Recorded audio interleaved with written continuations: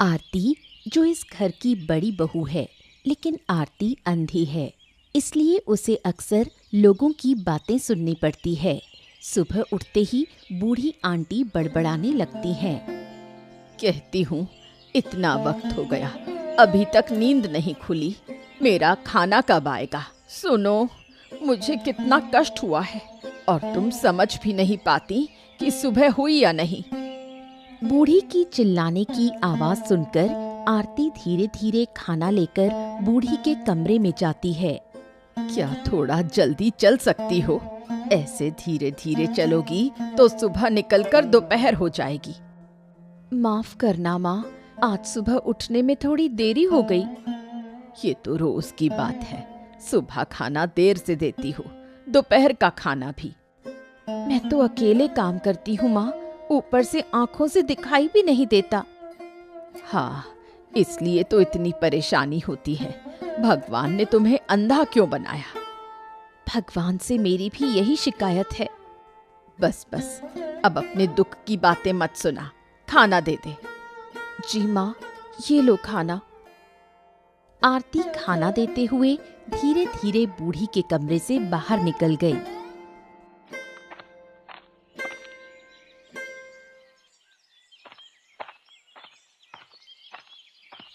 ए आरती, ये बताओ, ये माँ सुबह सुबह तुम्हारे साथ चिल्ल-पोंट क्यों कर रही थी? कुछ नहीं, बस मामूली बात है, तुम चिंता मत करो। नहीं नहीं नहीं नहीं, तुम मुझे सब बताओ, क्यों चिल्ला रही थी माँ तुम पे? बोलो। तुम जानते हो, मैं काम में थोड़ी देर कर देती हूँ, इसलिए सुबह तुम्हारी माँ को खाना देने में देर हो जाती है। ओह, तो इसलिए चिल्ला चहट हो रही थी? हाँ, ये तो स्वाभाविक है, भूख लगी होगी तो चिल्लाएगी। अच्छा, एक बात बताओ, क्या तुम्हारे अलावा इस घर में एक और बहू है तो वो ऐसे ही बैठने के लिए है क्या? उसके पास कोई काम वाम नहीं है क्या? अरे ये सब कहने की क्या जरूरत है, मैं तो काम कर ही लेती हूँ। अरे काम कर सकती हो ये बात ठीक है, लेकिन अगर देवांशी तुम्हारी मदद करे काम में, फिर तो काम जल्दी हो जाएगा ना। छोटे को काम नहीं करना चाहिए, जैसा है वैसा ही रहे। मैं जल्दी करने की कोशिश करूंगी। अच्छा चलो, अब मुझे शहर जाना है। शहर क्यों जा रहे हो? अरे काम के लिए भाई, पर तुम चिंता मत करो, मैं 2 दिन में लौट आऊंगा। ठीक है, जल्दी लौटो और ध्यान रखना। तुम अपना ध्यान रखना और माँ की बातों से परेशान मत होना, है ना? चलो मैं आता हूँ। जगदीश आरती को विदा कहकर शहर के लिए निकल जाता है।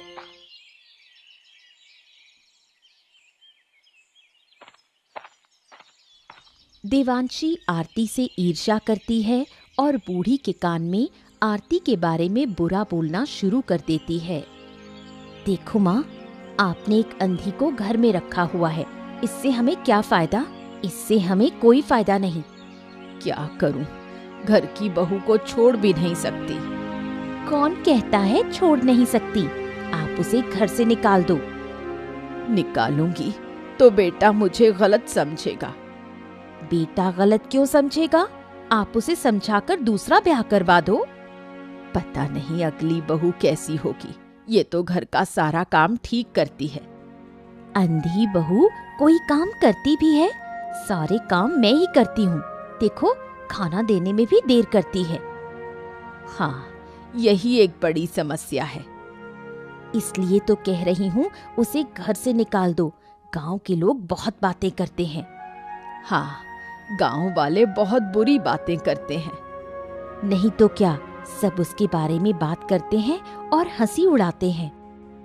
इस अंधी के कारण मेरा गांव में मान सम्मान खत्म हो गया है। तो फिर देर क्यों कर रही हो? उसे निकाल दो। तुम कह रही हो तो मैं ऐसा ही करूंगी। देवांशी खुश होकर मुस्कुराती है और बूढ़ी के कमरे से बाहर चली जाती है। बूढ़ी सोचने लगती है कि कैसे आरती को घर से निकालूं। शाम को देवांशी तालाब से पानी लेने जाती है। वहां उसे अजय मिल जाता है। क्या हाल है बहू जी? आजकल आप कम दिखाई देती हो, हैं? कैसे आऊं? पूरा दिन काम करती हूँ। तुम इतना काम क्यों करती हो? अरे भाई, तुम्हारे घर की अंधी बहू कहाँ है? उसकी बात मत करो, वो शैतान की तरह है, पूरा दिन झगड़ा करती रहती है। हाँ, तुमसे काम करवाती है ना, अब क्या करोगी? अंधी है, देख नहीं सकती। मैं उसे बिल्कुल सहन नहीं कर सकती, अगर निकाल सकूं तो निकाल दूंगी।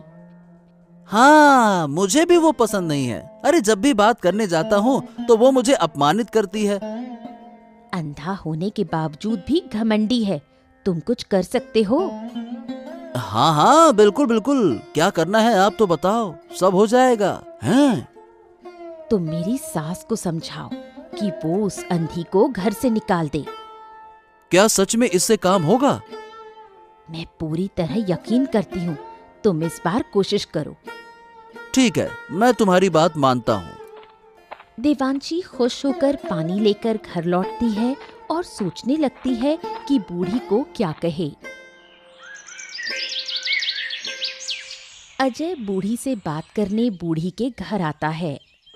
अरे अजय, बहुत दिन बाद आया, घर में क्या हाल है? अब कैसे आऊं बूढ़ी माँ, तुम्हारी अंधी बहू तो देख ही नहीं सकती। क्या हुआ? बड़ी बहू ने तुझे क्या कहा? अब बताओ भला बूढ़ी माँ, मैं गलत आदमी हूँ क्या? लेकिन जब भी मैं बड़ी बहू से बात करने जाता हूँ तो वो मुझे अपमानित करती है। क्या अपमानित करती है? क्यों करती है ये मैं नहीं समझता। क्यों? ये बातें तो मैंने पहले कभी नहीं सुनी। हाँ, अब कैसे सुनोगी? तुम्हें बुरा लगेगा, इसीलिए मैंने कभी कहा नहीं। इस बड़ी बहू को लेकर मैं बहुत परेशान हूँ। गांव वाले भी इसकी बुराई करते हैं। अब बुराई करेंगे भी तो क्या करेंगे, तुम्हारी बड़ी बहू है भी तो वैसी ही। हाँ, तुम सही कह रहे हो। अब इस बड़ी बहू के साथ मैं क्या करूं? मैं तो कहता हूँ उसे घर से निकाल दो, कोई फायदा नहीं है। निकालूंगी तो वो कहाँ जाएगी? अरे तुम इसकी काहे चिंता करती हो, जाएगी जहाँ जाना होगा, वो खुद समझेगी ना। ठीक है, ऐसा ही होगा। बूढ़ी अजय की बात मानकर आरती को घर से निकालने की योजना बनाती है।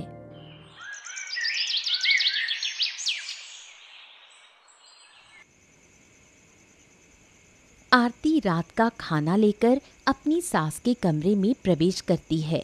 बिस्तर पर खाना रखते हुए आरती चुपके से कहती है, माँ, आपसे मुझे एक ज़रूरी बात करनी है। मुझसे तुम्हारी क्या ज़रूरी बात है? आप तो जानती हैं कि मेरे हाथ का खाना अच्छा बनता है। मैं चाहती हूँ कि खाना बनाने का एक होटल खोलूँ। तुम होटल खोलना चाहती हो?